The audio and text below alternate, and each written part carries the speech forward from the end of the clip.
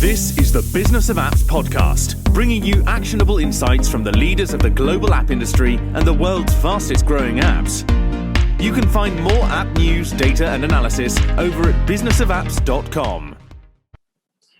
Welcome to the Business of Apps podcast. On this show, we invite app industry professionals to cover various topics.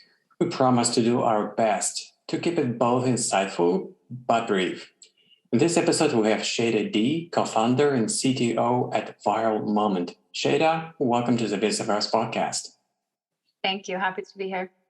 Great. Thank you for coming. All right. Let's set the stage first.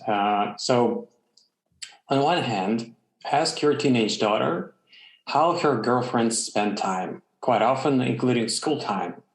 And she will tell you, well, they're fooling around with TikTok.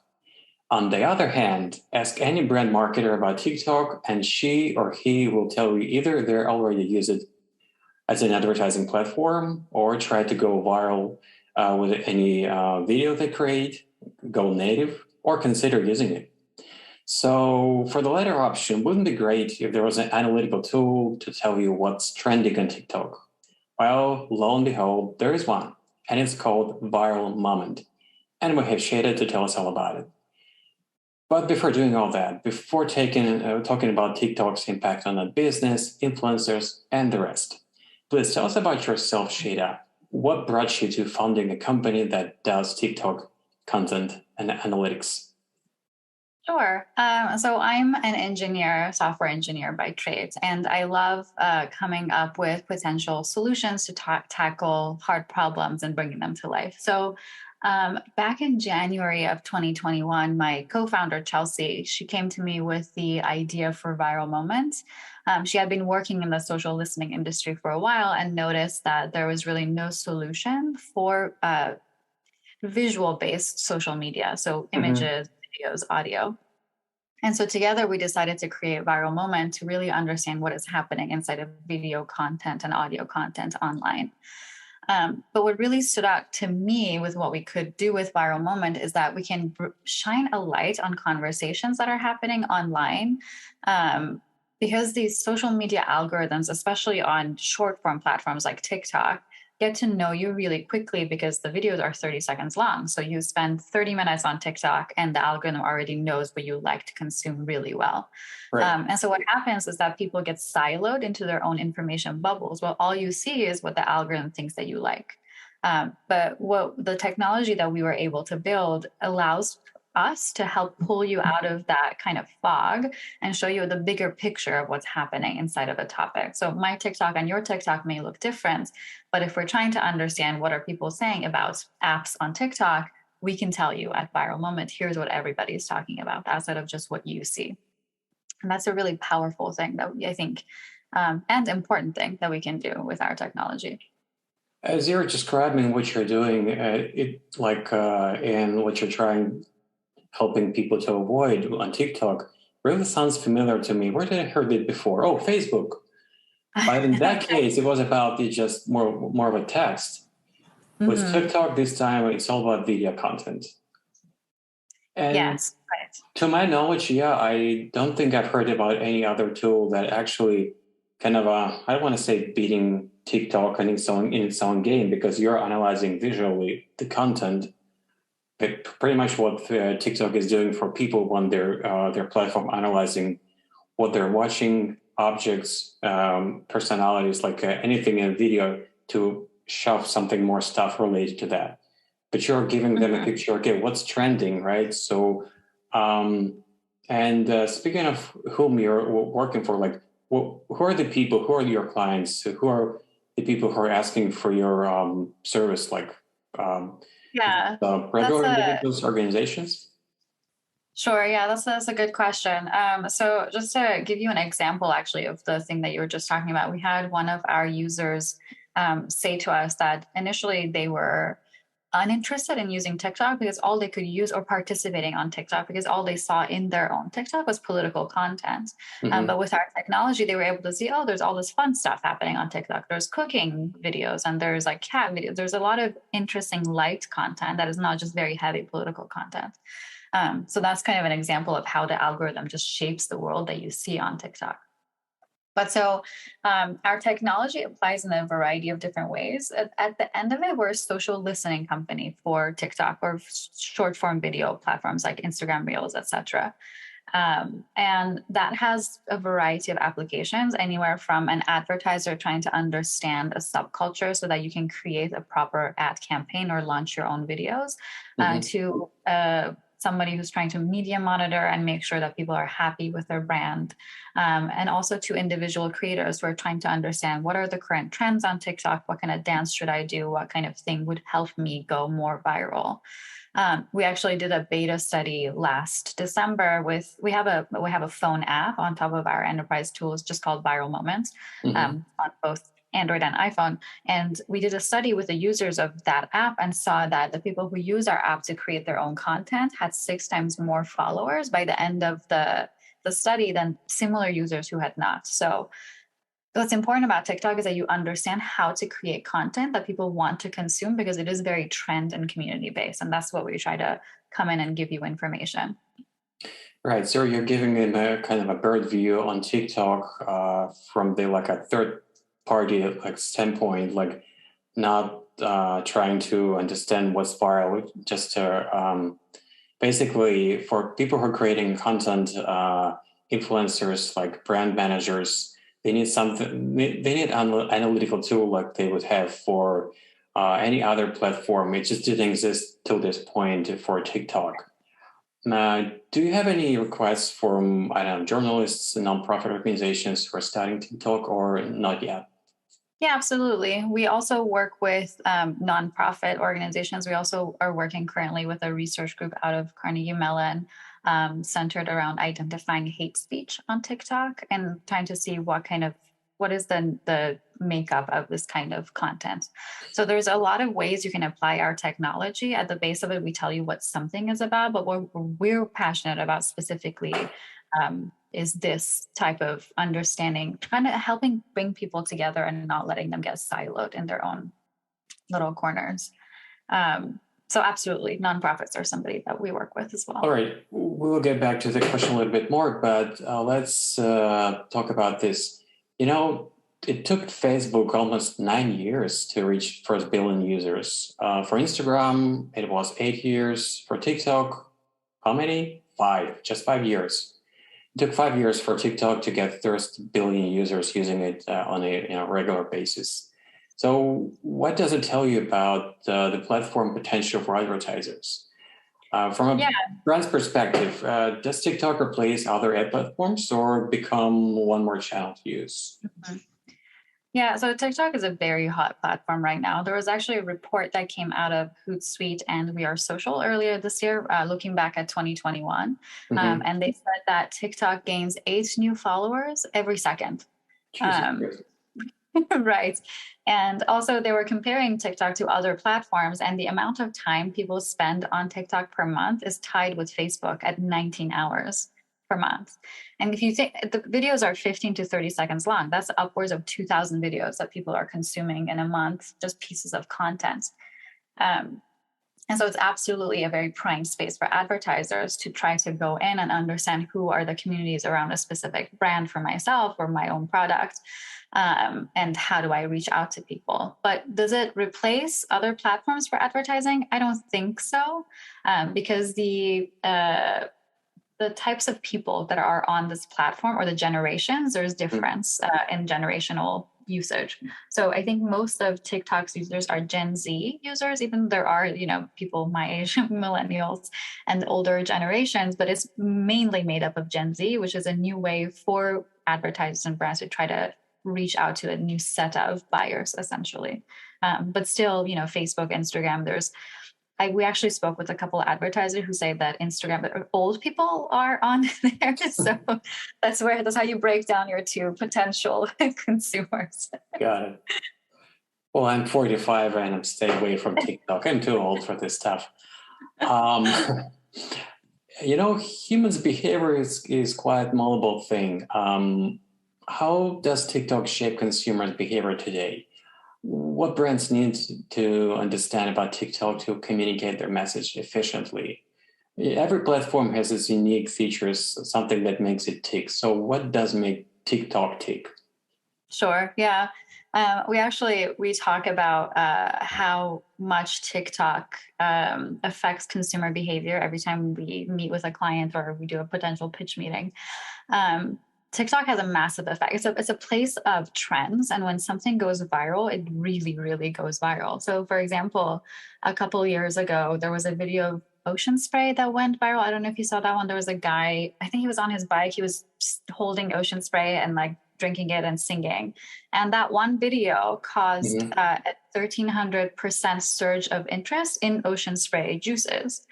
And then likewise, The Ordinary, which is a skin brand, had a product go viral on TikTok. And within 1 week, they sold $1 million worth of products.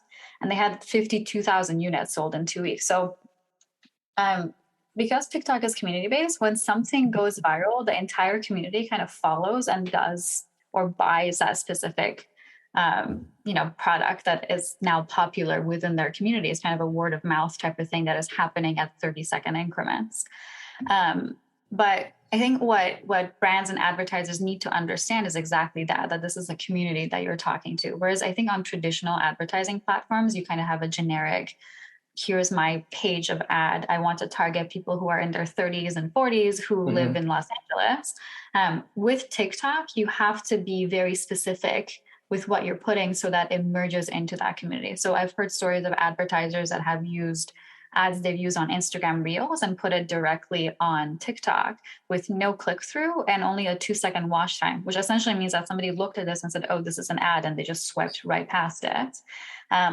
Whereas the content that really does well, if you look at Duolingo's TikTok account, for example, is super popular because the person who's running that account is a part of the community and is participating in challenges and using the right audios and using the right words and the right imagery that is appealing to their audience.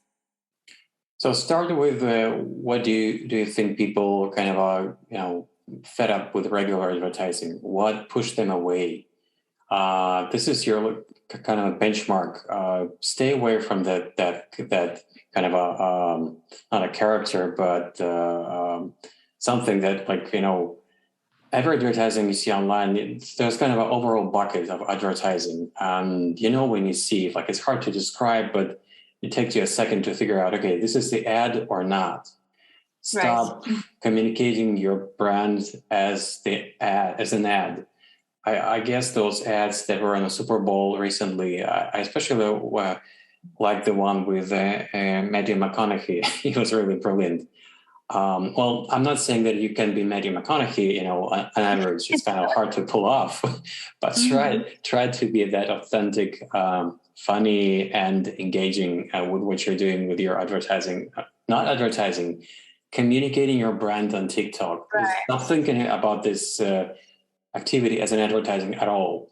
Just mentally, do not think about it and this activity as an advertising. Exactly. I think you have to think of it as if you're trying to buy, say I'm trying to buy a pair of shoes and I see a billboard for Nike that is advertising one shoe and my friend tells me I have this pair of shoes. These are great. Which one am I likely to? I'm going to buy the one that my friend told me but it's the same on TikTok. You're looking at these people as part of your community that are telling you about what they're using themselves versus if I go, they paid me, here's this thing, you all should buy it. What is the likelihood that if I'm part of a community, I'm going to believe that it's person? About trust. Right. So let's switch to influencers. Do you see them migrating on TikTok entirely, or again, just adding into their channel's portfolio? Contrasting between Instagram, YouTube, and TikTok, what is TikTok capable to deliver than the other two cannot? Yeah, so I think with influencers similar to brands, it's important for whoever is trying to break into TikTok to be aware of these communities. So I've seen instances of Instagram influencers that try to go on TikTok and it doesn't really work out, because I think the way Instagram works is that you're creating a content that comes from a person who has a lot of following that gets spread out into their followers, versus on TikTok, it's a piece of content that is interesting that goes viral or people follow. So I think that's what's special or different about TikTok is that it doesn't matter what kind of following you have. If the content that you create is genuinely interesting to people, then you will get the following that you want and you will get the engagement that you're looking for. For example, just last night, I actually saw a video of this girl that had gone viral. And then I was curious. So I went onto her page and it was the first thing she had ever posted. It was from 2 days ago and she already had 30,000 followers because people were super interested in what she was doing and the kind of content that she was creating. And that's just not possible on Instagram because Instagram will serve their content based on who is the most popular, here's their content, versus TikTok is here's the most popular content or here's the most interesting content based on your preferences. So I think that's the difference between Instagram and TikTok, and something that creators need to be aware of if they're going to go into TikTok to become influencers. You have to understand what's trending, what are people interested in, what do they want to see, and create content that way. So discoverability is the major strength of TikTok. It's because it has so many users, so many different people with different interests, the potential to present something differently, authentic, and not trying to show off. Well, sometimes trying to show off, but overall, just trying to say something just like you would say something in person, but to a huge audience. Gives so big momentum, so big thrust to content to be delivered and engaged with. So that's what brands should understand, the potential. And if they don't see any engagement, they should start over and try to understand what's missing. And your tool is actually what allows you not to guess, but look at the data. Exactly. Make informative decisions, not guessing. Yes, definitely. And I think what's special about creators or different about TikTok versus Instagram is that people create content alongside their community. So you can, you can reply to their comments with their own videos, kind of like a conversation that you're having with them. Versus I feel like on a platform like Instagram, you're just talking at your community instead of inside of your community. That's why it's new users every second. That's amazing. 88 seconds. 1, 2, 3. Boom. New one. There you go. Yeah. Now, when people hear about TikTok, there are several mental pictures. I'm sure this is what's happening that pop up in their mind, like dancing kids, dancing adults, and kids dancing with adults. But rarely people think about what can and unfortunately go wrong with TikTok. One example in my memory would be Slap a Teacher TikTok challenge, just outrageous thing. How does ViralMoment can actually help to counteract such negative TikTok externalities? Yeah. So with any platform that has things go viral on it, there's always a potential for bad things to go viral. It's like Slap a Teacher challenge was an awful one. There was a Tide Pod challenge, also a terrible one. A bunch of people got sick. So what we can do at ViralMoment is that we can process videos, or we can watch videos 100 times faster than a human can. So when something like this comes up, it is very easy for us and a quick turnaround for us to go and say, here's what this movement looks like. Here's how it's spreading. And these are the words and the makeup of this movement. So we can easily identify what is being said. What are the popular terms that people are using? Where are, what kind of videos are going most viral, to come up with a strategy to be able to counteract or to mediate the kind of situation. Versus if you think about it, I think right now, the only way for people to do it outside of what we offer is to manually start looking and trying to identify these videos. And the problem there again is that the algorithm will show you only things it thinks you are interested in. So what is the likelihood that you're going to be able to find the full picture of this terrible challenge, given that it's showing you things that you only want to consume? So not just do we speed up the amount of effort it will take to find all of these instances, but we can tell you here's everything and not just a portion of it. Yeah, that's a really smart way of doing that, because the problem is the sheer volume of content. People are not you can hire 100,000 people to watch the content, but that wouldn't be enough if this is happening on the scale of billions of video clips on a monthly basis or a daily basis that are floating around through the system, only using a smart machine algorithm to analyze quicker, and actually using machine learning probably is one of the most noble of usages, how it can make actual good impact on the society. And I think there's one part that is missing. We mentioned that among your users, people who are trying to create more viral content, they need a tool to analyze it.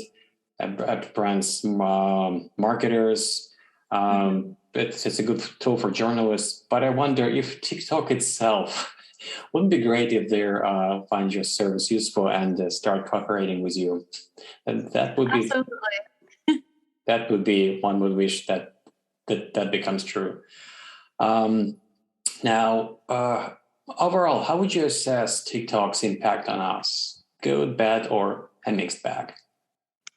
I think it's a mixed bag. I mean, we just talked about the slap a t-shirt challenge, the eat the tut. There's a challenge, I think a couple years ago, where teenagers would go to grocery stores and open up ice cream and lick it and then put it back in the freezer.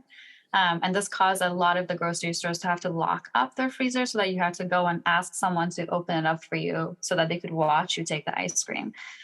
So that's, some examples of bad things that can happen, but there's also a lot of good that happens on TikTok. There's a lot of positive movements around, liberty, human rights, body image positivity movements.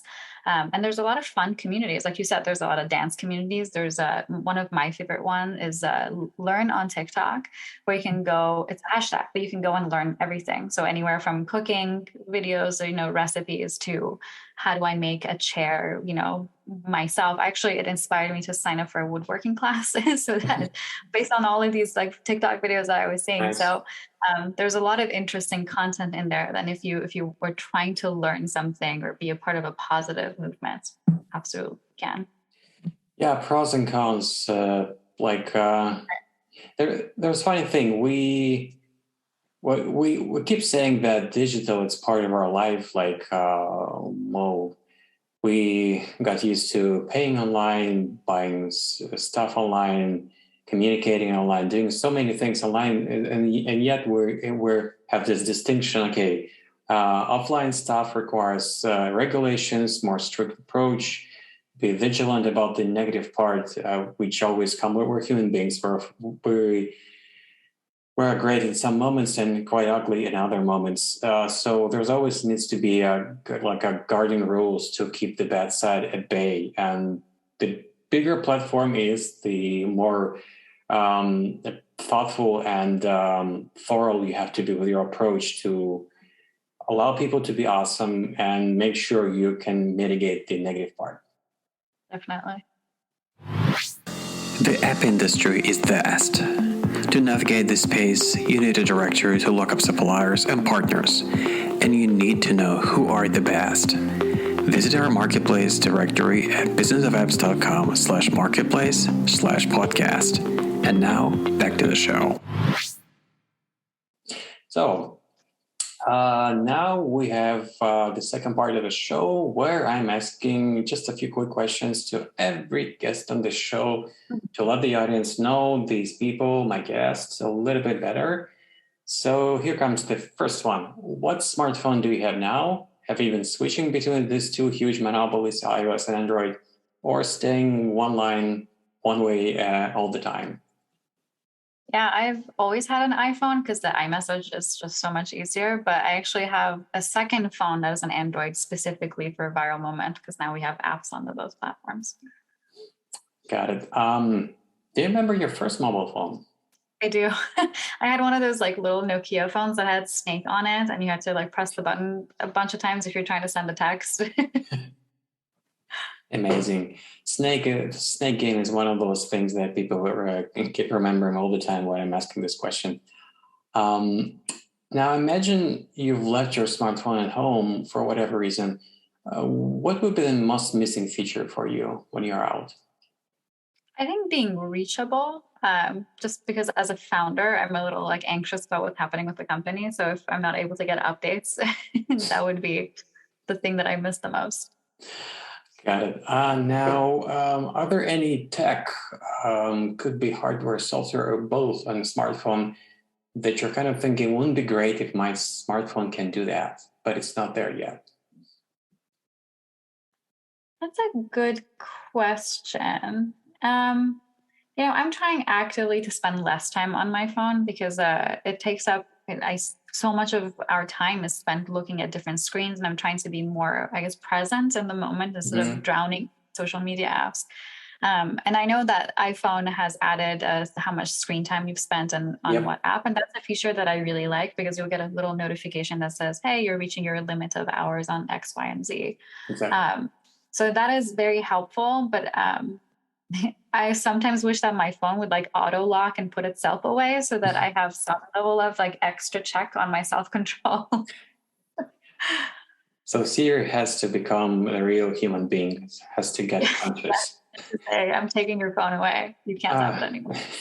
People will consider it spooky, but if at one point Siri would say, come on, give yourself a break without any prompt, people will be freaked out. But I guess that's the way. Well, you should set it up for yourself, but kind of giving Siri a little bit more freedom to engage with you, just telling you, go down, that's enough. You'll get it tomorrow. Sure? 5 hours, you have to put Take your phone a break. down. Check out around. You see people around you. See your friends, your family. To talk to them. I'll be sticky. I'll be sitting here. Don't worry. I'm not going anywhere away. Yeah. Okay, and that was pretty much the final question. But there's just one final one, just very final. How can people get in touch with you and get more information about what you do? Absolutely. So you can reach me by email. My email address is sheyda@viralmoment.com. We also have a company email address, hello@viralmoment.com. And if you're curious about what we do, you can go to our website, or we have recently released a weekly newsletter called ViralMoment.substack.com, where you can go and get weekly trends into your email. And that one comes with a little bit of an explanation of what we do as well. So those are all the options. That's terrific. Thank you for coming, and thanks for spending time with us, Sheyda. Thank you. Thank you so much for having me. Bye-bye.